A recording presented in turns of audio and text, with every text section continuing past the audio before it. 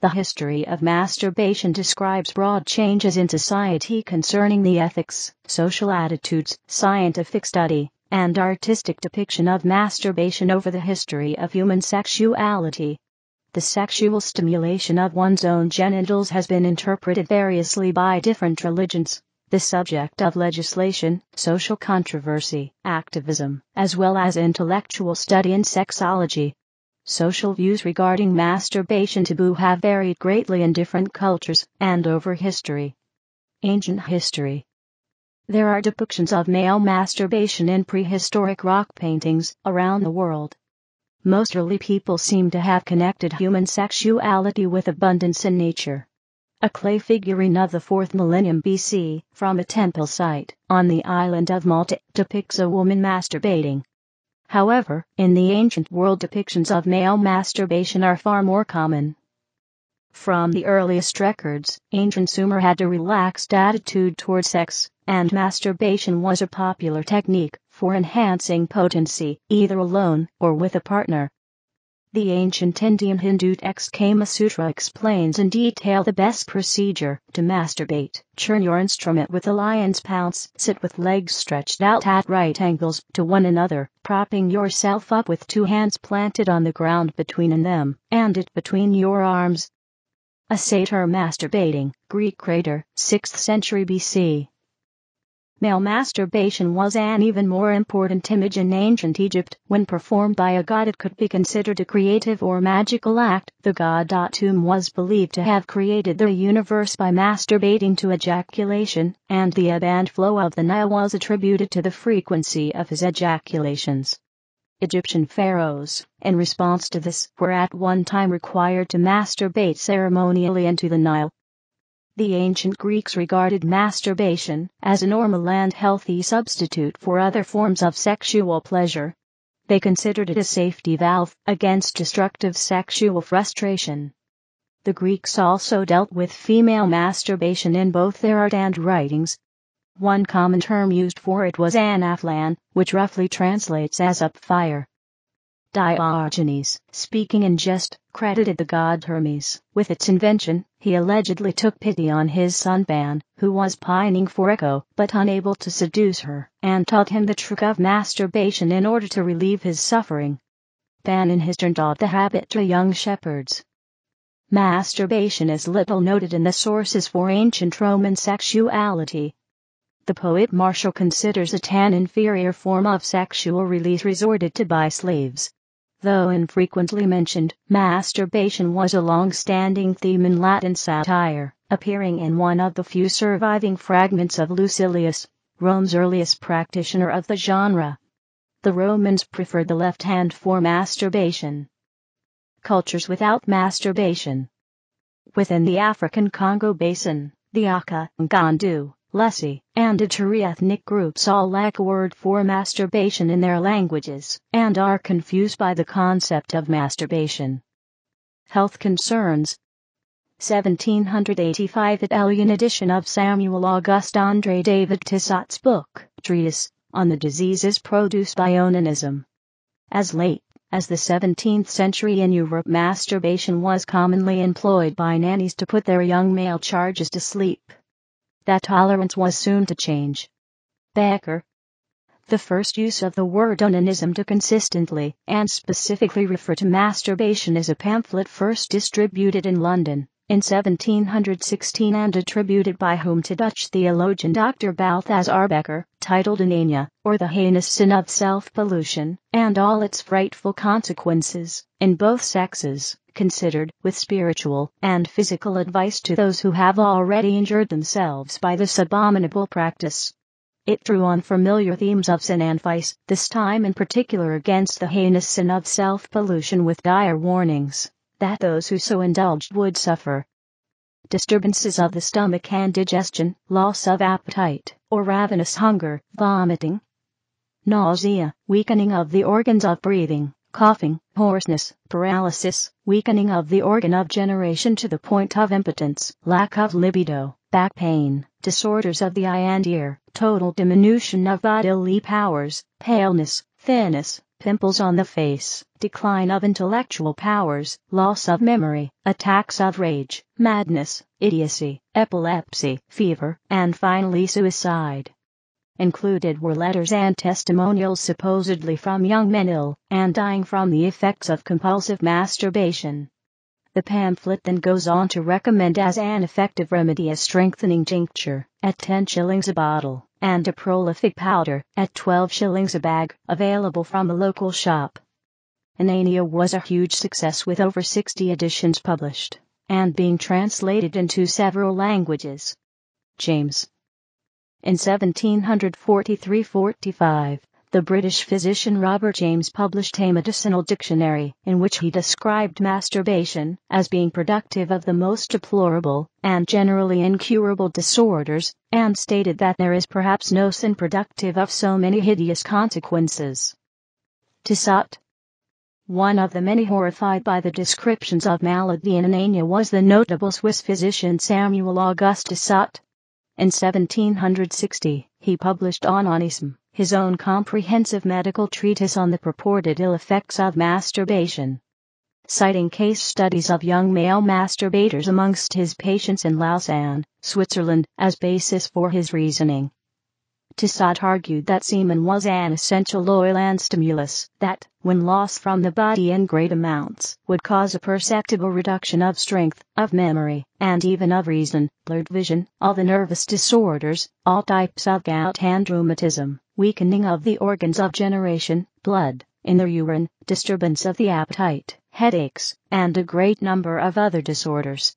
In a 17th-century law code for the Puritan colony of New Haven, Connecticut, blasphemers, homosexuals, and masturbators were eligible for the death penalty.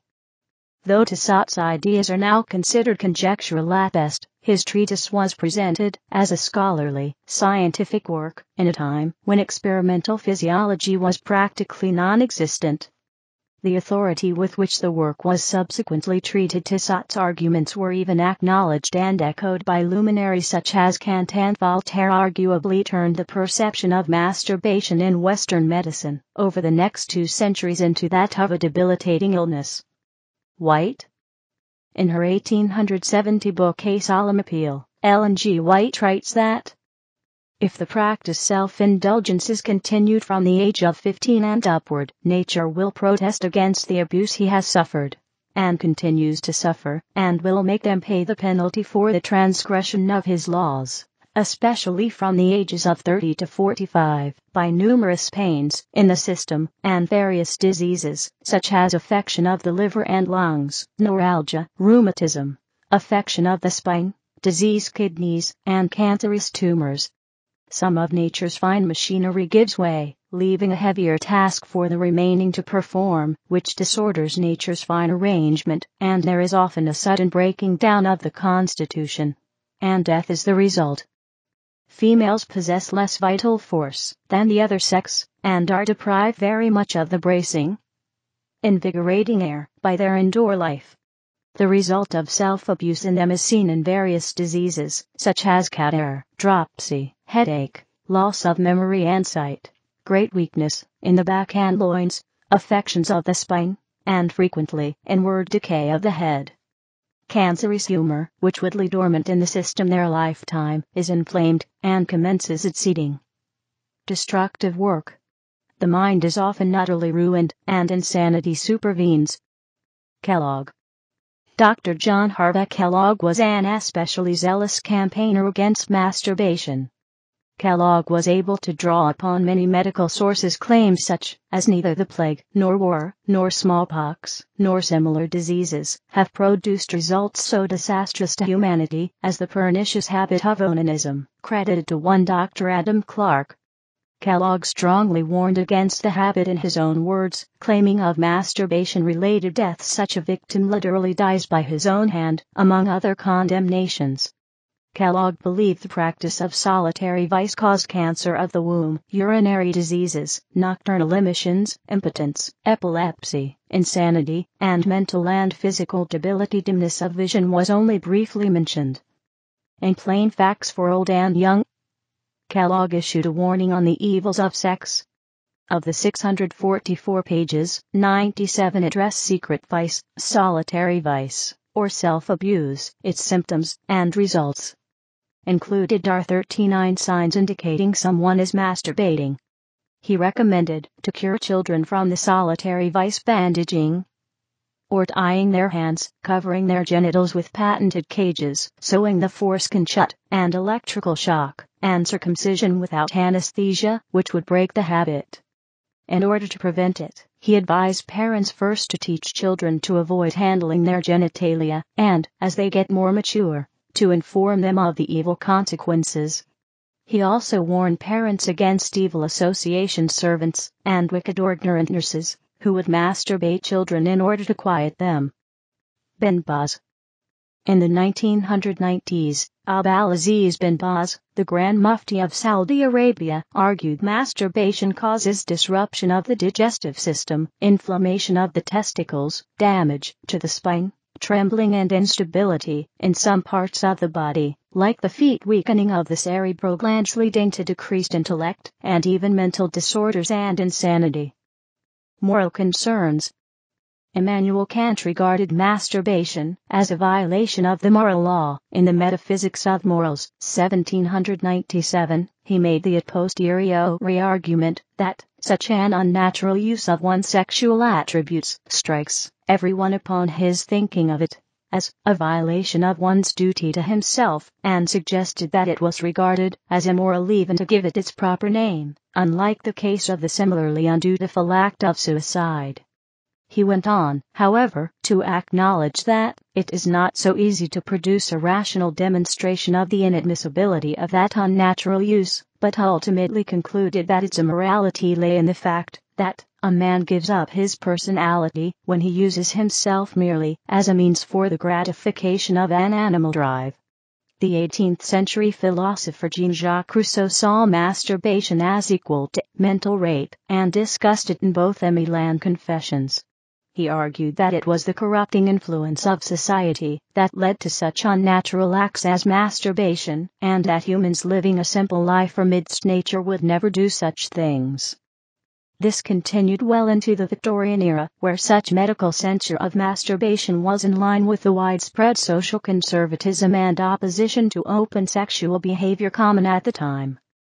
There were recommendations to have boys' trousers constructed so that the genitals could not be touched through the pockets, for school children to be seated at special desks to prevent their crossing their legs in class, and for girls to be forbidden from riding horses and bicycles because the sensations these activities produce were considered too similar to masturbation. Boys and young men who nevertheless continued to indulge in the practice were branded as weak-minded. Many remedies were devised, including eating a bland, meatless diet. This approach was promoted by Dr. John Harvey Kellogg, inventor of cornflakes, and Reverend Sylvester Graham, inventor of graham crackers. The medical literature of the times describes procedures for electric shock treatment, infibulation, restraining devices, like chastity belts and straitjackets, cauterization, or, as a last resort, wholesale surgical excision of the genitals. Routine neonatal circumcision was widely adopted in the United States and the UK, at least partly because of its believed preventive effect against masturbation. See also History of male circumcision. In later decades, the more drastic of these measures were increasingly replaced with psychological techniques, such as warnings that masturbation led to blindness, hairy hands, or stunted growth. Some of these persist as myths even today. Image of a chastity belt from a patent document. For entire document, see page 1, 2, 3, 4, 5, 6. As Taboo. In 1905, Sigmund Freud addressed masturbation in his 3 essays on the theory of sexuality and associated it with addictive substances. He described the masturbation of infants at the period when the infant is nursing, at 4 years of age, and at puberty. At the same time, the supposed medical condition of hysteria, from the Greek hysteria or uterus, was being treated by what would now be described as medically administered or medically prescribed masturbation for women. Techniques included use of the earliest vibrators and rubbing the genitals with placebo creams. In 1910, the meetings of the Vienna Psychoanalytic Circle discussed the moral or health effects of masturbation, but its publication was suppressed. Medical attitudes toward masturbation began to change at the beginning of the 20th century, when H. Havelock Ellis, in his seminal 1897 work Studies in the Psychology of Sex, questioned Tissot's premises, cheerfully named famous men of the era who masturbated, and then set out to disprove, with the work of more recent physicians, each of the claimed diseases of which masturbation was purportedly the cause.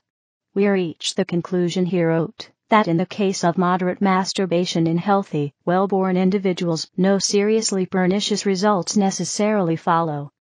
Robert Baden-Powell, the founder of the Scout Association, incorporated a passage in the 1914 edition of Scouting for Boys warning against the dangers of masturbation. This passage stated that the individual should run away from the temptation by performing physical activity which was supposed to tire the individual so that masturbation could not be performed. By 1930, however, Dr. F. W. Griffin, editor of the Scouter, had written in a book for Rover Scouts that the temptation to masturbate was a quite natural stage of development, and, citing Ellis' work, held that the effort to achieve complete abstinence was a very serious error. Concerning specific forms of masturbation is a 1922 essay by Austrian psychiatrist and psychoanalyst Wilhelm Reich. In the 7.5-page essay, Reich accepts the prevalent notions on the roles of unconscious fantasy and the subsequent emerging guilt feelings which he saw as originating from the act itself. Sexual revolution. The works of sexologist Alfred Kinsey, during the 1940s and 1950s, most notably the Kinsey reports, insisted that masturbation was an instinctive behavior for both males and females, citing the results of Gallup poll surveys indicating how common it was in the United States. Some critics of this theory held that his research was biased and that the Gallup poll method was redundant for defining natural behavior. In the 1980s, Michel Foucault was arguing masturbation taboo was rape by the parents of the sexual activity of their children. To intervene in this personal, secret activity, which masturbation was, does not represent something neutral for the parents. It is not only a matter of power, or authority, or ethics, it's also a pleasure.